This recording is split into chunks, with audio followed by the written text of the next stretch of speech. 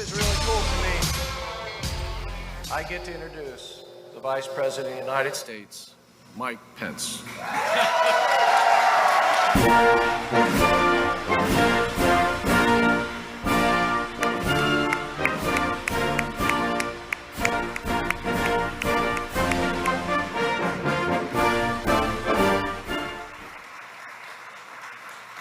Well, hello, Ohio.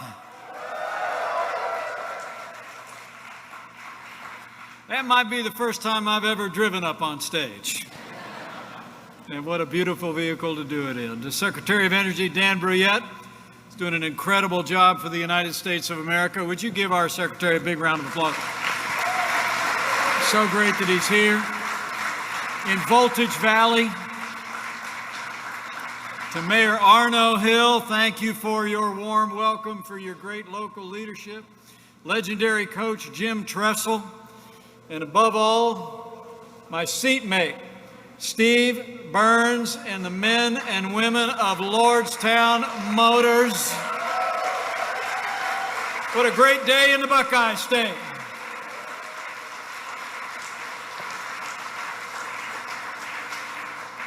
You know, it really is an honor to be here, to be able to drive up and help unveil what will soon be the first fully electric pickup truck on the market in the United States of America. Ladies and gentlemen, I give you the Lordstown Endurance.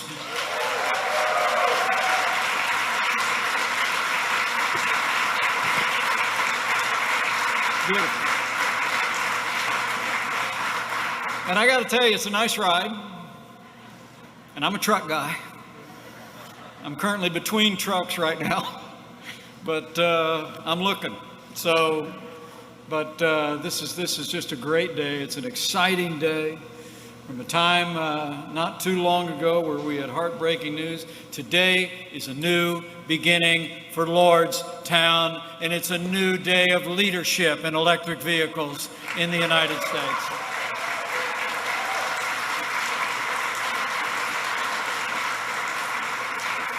It really is great to be with all of you. And on my way here today, I got a phone call as soon as I landed from a friend of mine.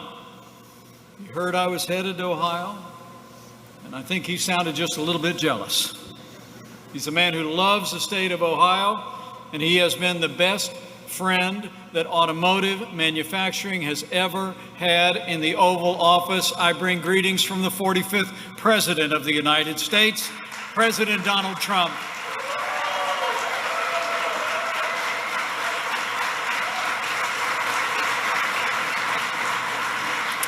And we just love the Mahoning Valley. I mean, one of the very first campaign stops I made was at the Canfield Fair in 2016, not too far from here. We had just a few people that came out. That would be tens of thousands of people that came out. It was probably the best attended county fair I ever attended in my life. But I saw the enthusiasm then. I knew that people all across the valley knew that in that candidate, a man who would become president of the United States, you'd have someone who would fight for jobs and fight for American workers. And today is one more example of President Trump's commitment to make American manufacturing great again.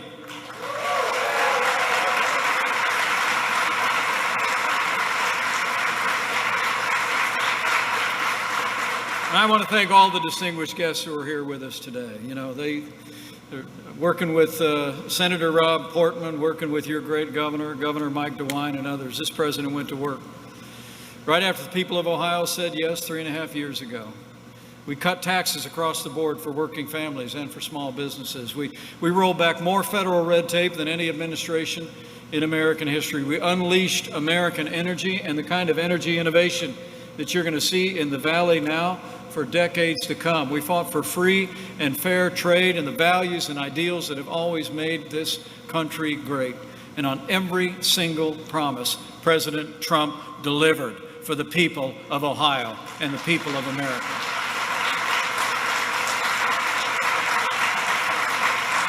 And you know, that's especially true when it comes to automotive jobs and to manufacturing. For the first day of our administration, the president said he was going to put free and fair trade, trade deals that put American jobs and American workers first, back at the center of American policy. We put China on notice that the era of economic surrender is over. We stood strong for American jobs and American workers against China. And thanks to the President's leadership, in just a few weeks, it'll be official. NAFTA is gone, and the USMCA will soon be the law of the land.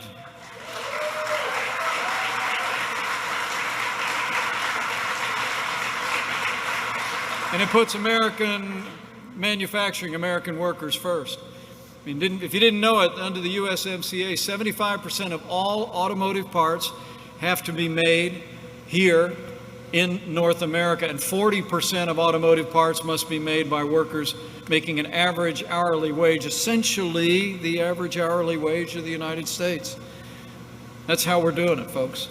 That's how we have taken the incentive that was in NAFTA to move jobs south of the border.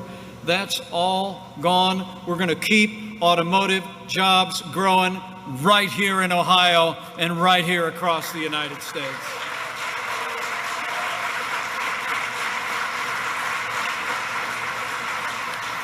And if you think back on it, the first 3 years of this administration, the results really speak for themselves. We saw businesses large and small create more than 7 million jobs, including 500,000 manufacturing jobs, of which 48,000 new automotive jobs were created in just 3 years. It was a manufacturing renaissance that was underway. And really what was most meaningful to the President and me was not just that jobs were being added, but wages were rising. And what was most exciting to us is wages were rising most rapidly for hardworking, blue-collar Americans. The forgotten men and women of America were forgotten no more. And the American dream was working. It was working again for every American. The President and I couldn't be more proud that in our first 3 years, we saw the lowest unemployment ever recorded for African Americans and Hispanic Americans. The American dream came roaring back under President Donald Trump. It's true.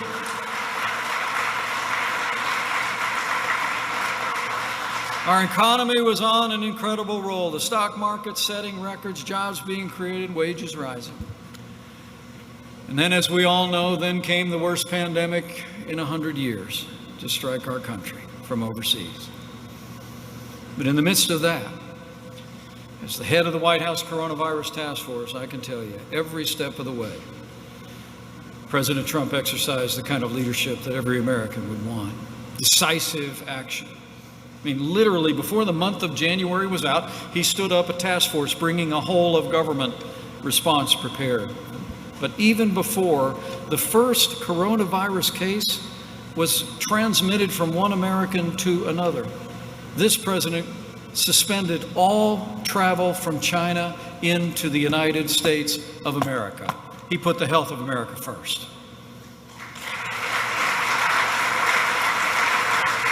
And I can tell you firsthand,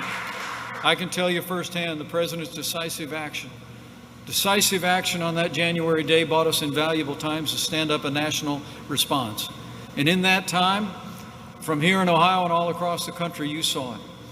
The American people produced and delivered hundreds of millions of medical supplies to our incredible healthcare workers in all 50 states. In fact, can we just hear it for our doctors and our nurses and all of the incredible healthcare workers that are working right up to this moment for those struggling with this disease? God bless you all. And we reinvented testing, literally from a standing start. You know, when I was tapped to lead the Coronavirus Task Force in late February, we were using the old system of testing, where you send samples to a state lab or you send them to the CDC. I mean, we'd only done a few thousand tests by the end of February. But because the president brought together massive commercial labs in this country, challenged them to step forward and meet this moment, we're actually testing more than 500,000 Americans every single day, and we'll soon have tested 30 million Americans all across this country. We met the moment. We met the moment with American innovation. And I have to tell you, American manufacturing stepped up in so many ways to meet that moment for those critical medical supplies, but maybe none more important with the way that we saw many of our greatest manufacturing companies step forward and partner with the federal government to produce ventilators at an unprecedented rate. You know, what we'd heard from some countries overseas early on was that many people were succumbing to the coronavirus because they didn't have the equipment like ventilators to see them through the worst of the disease. Well, we were going to make sure that didn't happen in America. And I couldn't be more proud to tell you that thanks to the President's leadership, thanks to the way American manufacturing stepped up, no American who required a ventilator was ever denied a ventilator in the United States. That's a national accomplishment.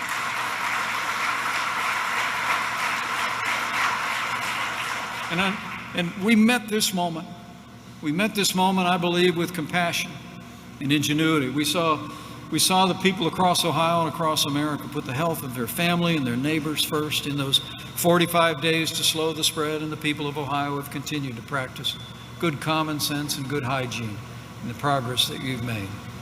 And because of the foundation that we laid in this economy in those first 3 years, I'm proud to report to you, as we stand here today, including Ohio, all 50 states have started to open up our economies again.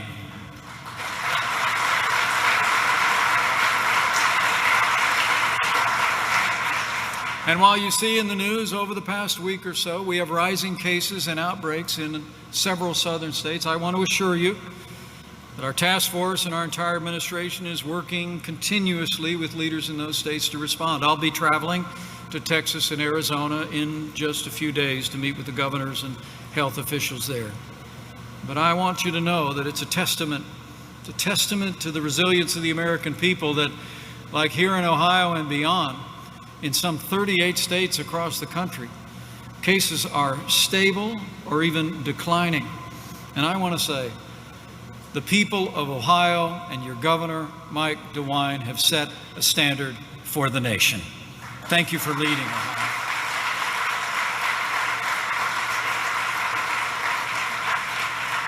And with all the American people are doing, we're putting America back to work. Today's one more example of a great American comeback. The truth is, because of the foundation that we laid in this economy together over the first 3 years, even as we began to open up America in the month of May, we actually saw the largest 1 month increase in jobs in American history. 3 million jobs created. And that was before more than half of small businesses were even open yet. And a lot of economists actually predicted that we would lose 8 million jobs that month. The unemployment rate might hit 20%, but if you didn't hear about it, not only did we create 3 million jobs last month, but the unemployment rate didn't go up to 20%. It actually dropped down from 14% to 13%, and we're continuing to see unemployment claims steadily decline across the country. America's coming back.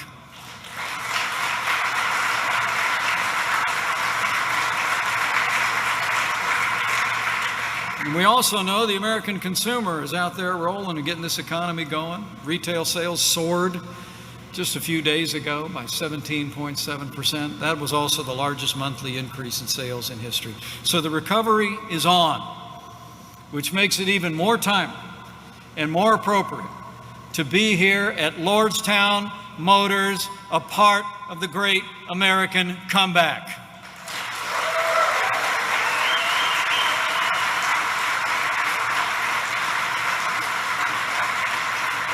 And all of you gathered here today, and all of you with great family histories in this community, know that this community is a perfect example of the character and the resilience and the faith that's driving an American comeback after all we've been through. I mean, when you think about the storied history of this community and even this facility, Endurance isn't just the name of the pickup truck. Endurance describes the character of the people of the Mahoning Valley. Give yourselves a round of applause. I mean, in the Mahoning Valley, for more than 50 years, this historic building was used to literally manufacture millions of cars that were sold and driven all over the world. I'm told they made the '66 Impala, the Cavalier, and the Cruze right here. And when this facility closed in March of 2019, it was heartbreaking for this community. That's why, as you all know, President Donald Trump sprung into action. He reached out to General Motors to see if they could find a way to help bring jobs back to Lordstown. He reached out to business leaders. He reached out to your governor, Mike DeWine, to Senator Rob Portman, to your members of Congress. And on May 8th, the President was delighted to get the call. He called it great news for Ohio when Steve Burns bought this building and set into motion the plans to create Lordstown Motors. Thank you, Steve.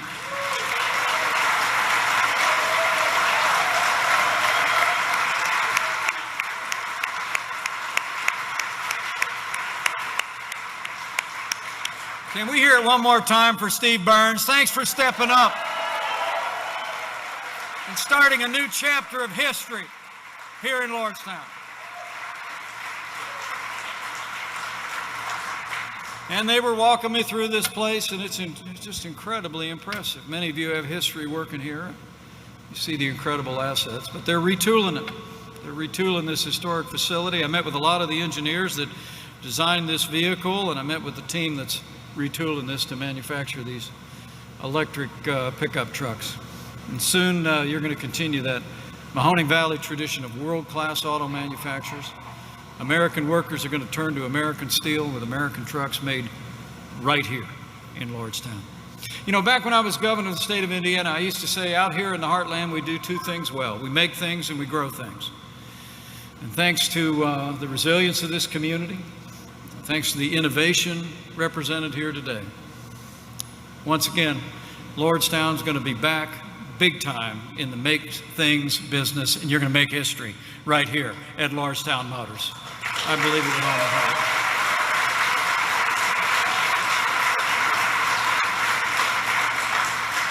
I mean, the truth is, you all know what the President and I know, is that manufacturing workers are the backbone of America's economy.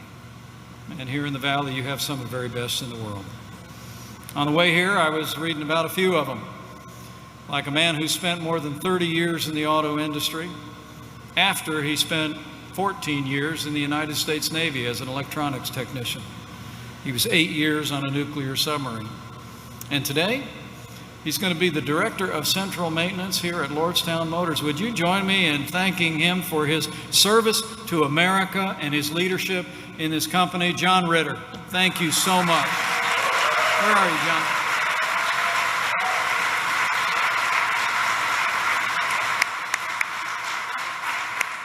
Thank you, John.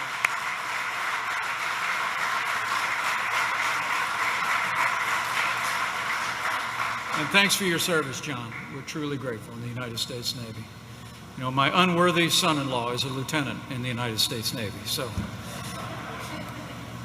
we're proud of you, grateful for you. Oh, I also heard about a man I met just moments ago who came to this country as a refugee after he heard a speech by my second favorite president, Ronald Reagan. He spent more than 20 years in the auto industry. He's worked his way up to the top management positions in 3 major companies.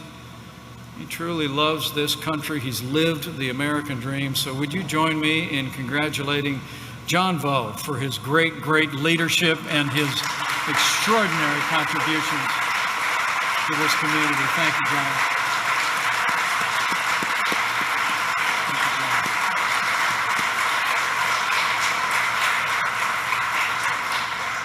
But I mention John Ritter and John Vo because they're really emblematic of all of you in this community, and all of you who are involved with Lordstown Motors today and will be involved in the years ahead.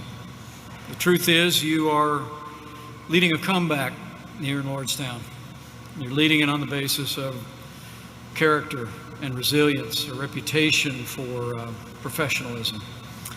And you're leading it on the basis of faith. I mean, you all know, and people of the Heartland know, that for all that we've been through, that the best days for this community, this state, and this nation lie ahead. And I want to thank you so much for your example in these challenging times. And there is great opportunity ahead. I actually learned this morning that GM and LG announced a new battery plant that's going to be built just across the street. And just a week later, Steve announced that you'll be building your own batteries right here in this building. So Lordstown Motors is just the start, and it's going to continue to grow and expand jobs in this area. And with the help of, well, you can applaud that. I think that's really big news. Thank you. And with the help of Coach Jim Tressel, I know you're working with Youngstown State to provide on-the-job training for talented engineers and technicians of tomorrow. Can we hear it for Coach Jim Tressel and that great school? Thanks for partnering. Thank you, Coach. And there's a great promise. We only got one truck here on the stage, but Steve actually told me that they've already pre-sold 14,000 editions of the Lordstown Endurance truck. It's ready to be made here and shipped out of here. What a great start.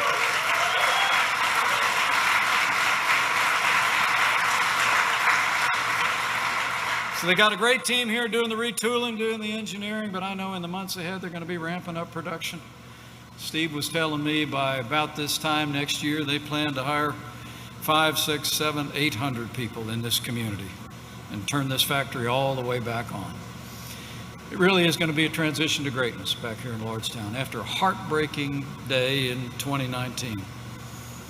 To see this kind of a comeback, I hope you see it's a testament to the confidence that the people of this company have in the people of this community. It's tribute to state leadership, to a governor and to state officials that we're not going to leave Lordstown behind. It's a tribute to a president who was not shy about letting his feelings be known about the future of Lordstown. Am I right?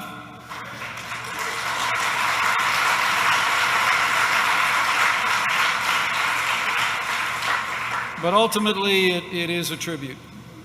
It is a tribute to a half a century of craftsmanship, a half a century of integrity, a reputation that has now drawn the investment to this community, not just this company, but the other companies and investments that have evolved. So in a very real sense, to the people of Lordstown, this day at Lordstown Motor is your day. And so I thank you for letting me share it with you. The beginning of a new chapter in the storied history of this great community and this storied facility. And I know that with your hard work in the days ahead, with the support of your great governor, Mike DeWine, with people like Senator Rob Portman, with the leadership at your state house, and with the support of President Donald Trump, and with God's help, the best days for Lordstown and Ohio and America are yet to come. Thank you very much. God bless you. God bless Ohio and God bless America.